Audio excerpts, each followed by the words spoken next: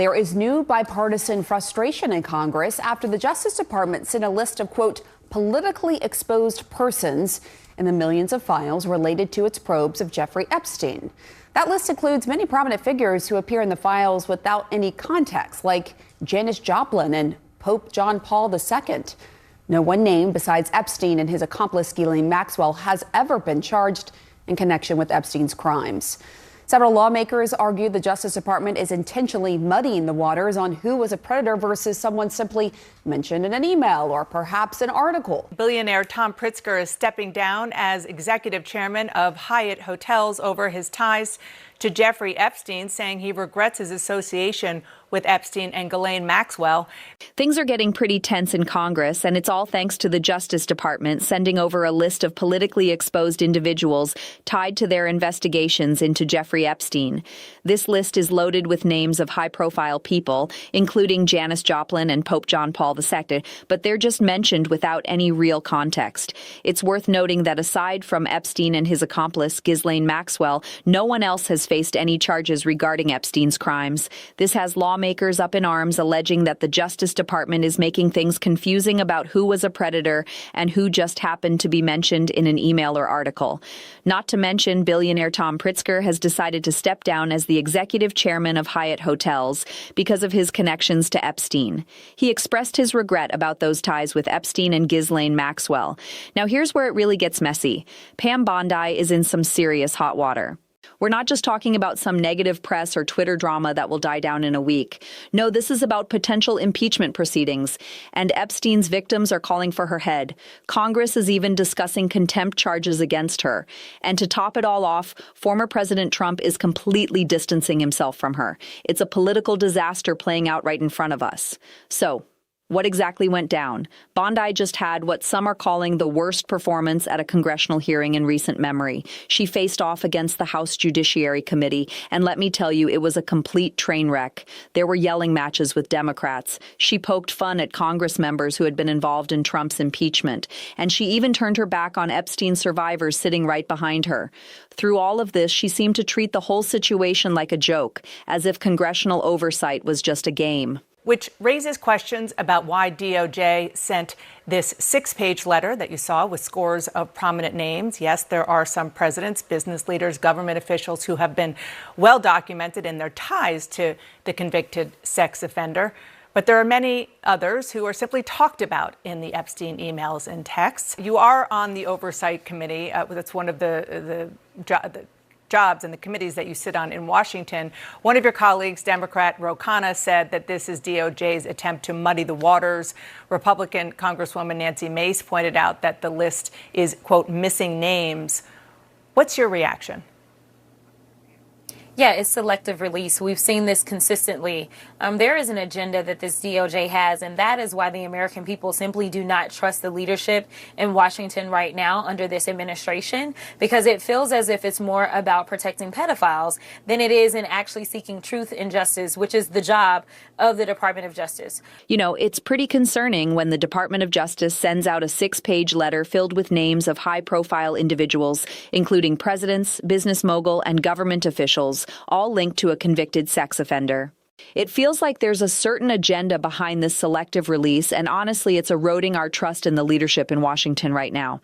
People get the sense that there's more effort being put into protecting certain individuals rather than pursuing the truth and justice that the DOJ is supposed to uphold. Now, you might remember that Congress isn't finding any humor in this situation because Pam Bondi isn't new to the whole impeachment game. Back in late 2025, the House kicked off formal impeachment proceedings against her. Why? Well, her department simply overlooked the legal deadline for releasing the Epstein files. They didn't just miss it slightly. They completely ignored a congressional mandate. When lawmakers pressed for answers instead of being straightforward, Bondi's DOJ delivered misleading statements and stalled the investigation. As a result, Congress brought up articles of impeachment, accusing her of obstructing justice, failing to comply with congressional orders, and being part of a conspiracy to cover up Epstein's crimes and trafficking ring. Those articles had already been introduced months before this latest incident. Then, during a recent hearing, Bondi didn't do herself any favors. She treated Congress dismissively, snapped at Democratic members, and dodged questions about Epstein like a pro. It was uncomfortable to watch, especially with actual survivors of Jeffrey Epstein's abuse sitting in the room witnessing her brush aside their trauma. Legal analyst Glenn Kirshner, who's been following this closely, flat out said that Bondi needs to step down, whether that means resigning, getting removed, or facing impeachment. He's not alone in that opinion either. Members from both sides of the aisle are starting to talk about picking up where they left off with those impeachment articles. To make things even messier, Donald Trump turned his back on her, too. Remember that contentious FBI raid on Georgia's election office, the one where agents seized 656 boxes of ballots from Fulton County? Well, it's turning out to be a significant political headache for Trump himself. It's honestly hard to believe how things have unraveled for Bondi lately. Right when she thought she'd settled into her role as Attorney General, she found herself juggling a huge mess with the Epstein files. The fallout began almost immediately, as one of her first major responsibilities was to oversee the release of documents tied to Jeffrey Epstein's crimes and his connections. That Transparency Act was no joke. So sadly enough, just like when we saw the initial release of the Epstein files, we saw that there were victims' names that were released as well, and it was clear that that was intentional. Sadly enough, I feel like that was an attempt to intimidate these amazing survivors. And frankly, we saw when Pam Bondi appeared before Judiciary, the other committee that I serve on, that they absolutely were the courageous ones, and our pathetic Attorney General, sadly enough, is not doing the job that she swore an oath to do. Congress had set a strict deadline for the Justice Department to comply, and there was no way around it. Just as things started heating up, the circus of politics came into play. Trump seemed to be using federal law enforcement as a tool for his political agenda, stirring up a storm, especially with the midterms coming up in 2026. And in a classic move, he decided to throw Bondi under the bus. Instead of taking responsibility, he publicly pointed fingers at her, claiming that it was her pushing that got Tulsi Gabbard, the director of national intelligence, to observe the Georgia raid. But let's be real. Gabbard sent a letter to Congress stating that Trump directly ordered her to go to Georgia. It's Trump's Justice Department following his orders. Yet here he is trying to shift all the blame onto Bondi. Now she's the one left holding the bag for a raid about to blow up when those sealed documents come to light. Things are rough for her. She's facing impeachment talks over the Epstein files, while survivors and advocates are calling her a disgrace. Trump's throwing her under the bus for Georgia, and chaos reigns in the DOJ. Even if she decided to resign, which some are calling for, it wouldn't change the fact that her performance at that hearing remains a stain on her record. This nightmare all stems from her loyalty to Trump, which has been her guiding principle for far too long. She spent years defending him and even acted as one of his lawyers during the first impeachment. She took the Attorney General position knowing it would come with dirty work. And now, when the situation gets dicey, she finds herself abandoned, just like that. Trump does what he always does. He finds a scapegoat and moves on, leaving Bondi twisting in the wind with impeachment looming over her, anger from the public, and the threat of her career coming to an end.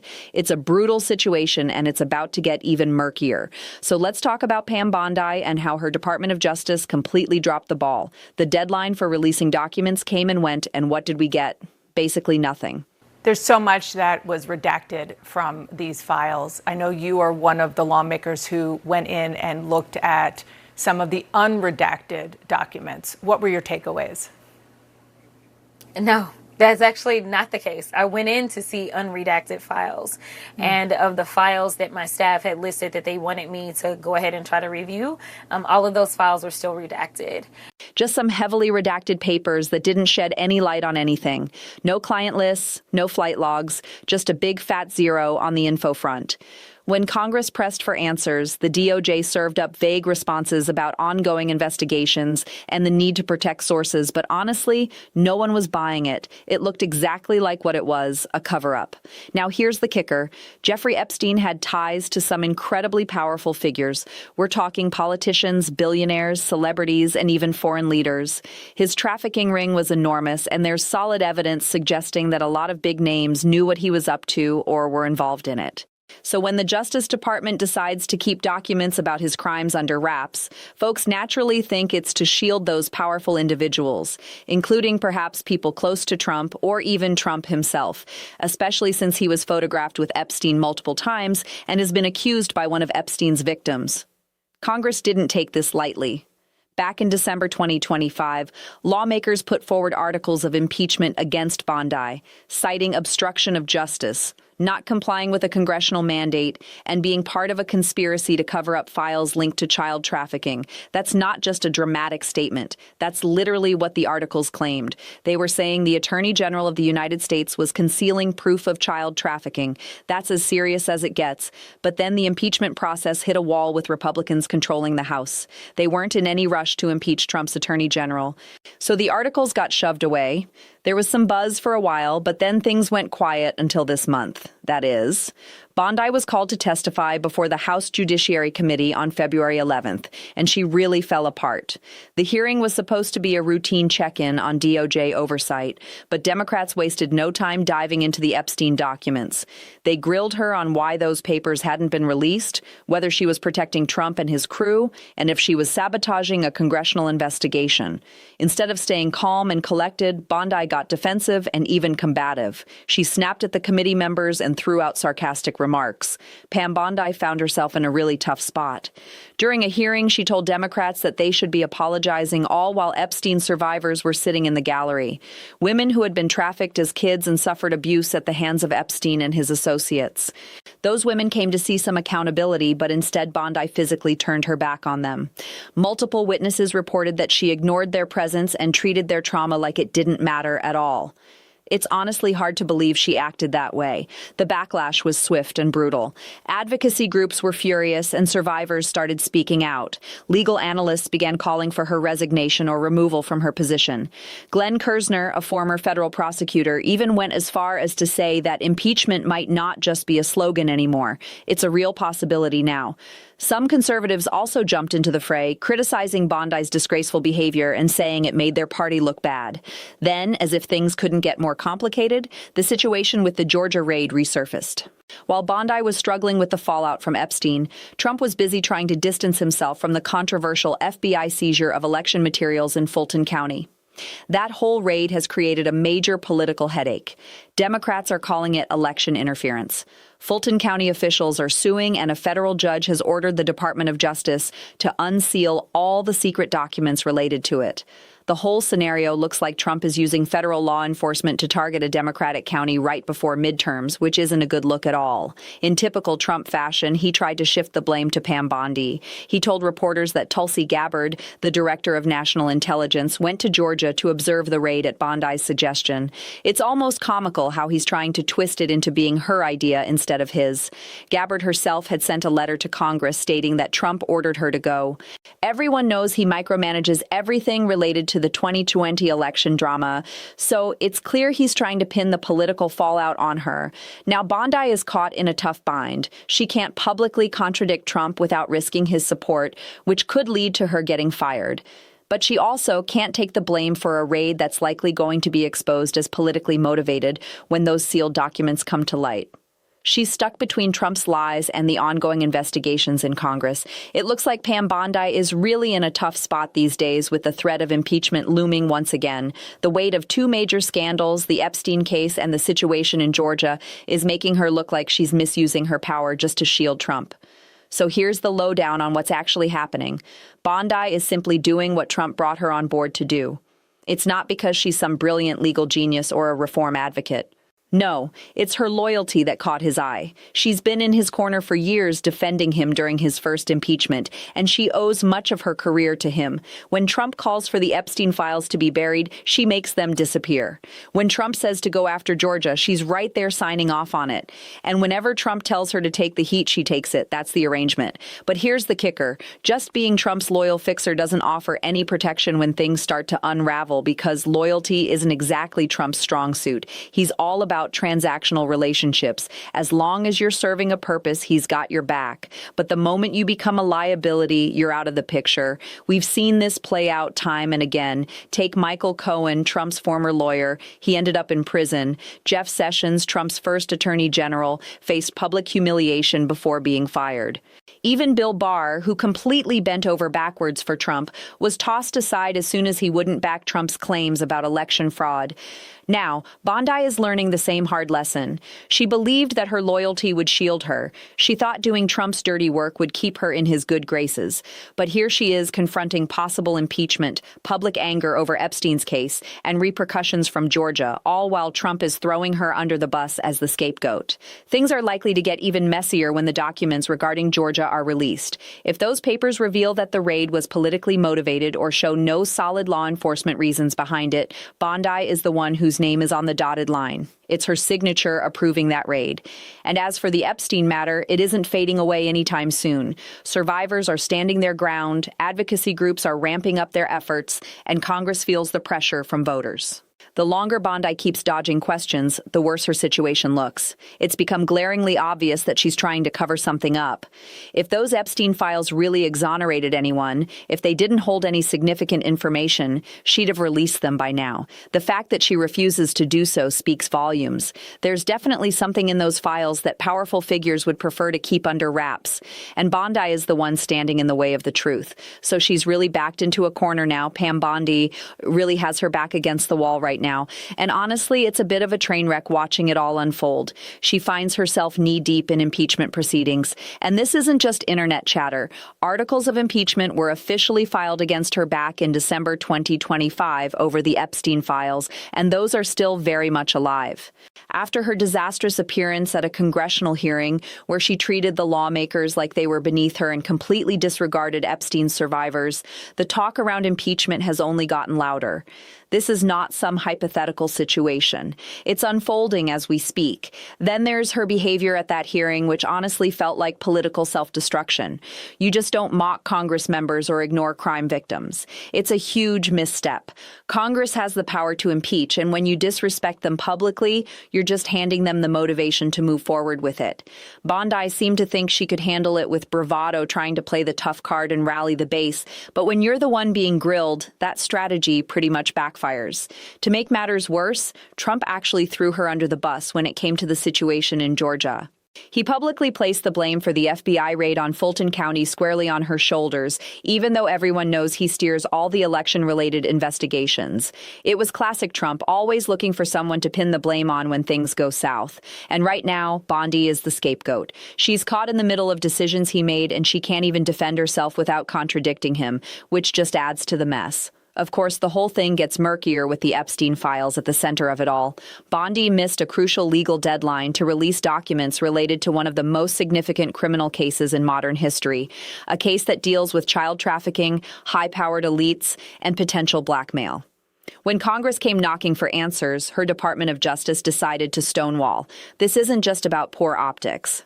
It could even be viewed as criminal obstruction of justice or a conspiracy to cover up evidence, which are definitely impeachable offenses. The longer she holds on to those files, the more she looks like she's got something to hide.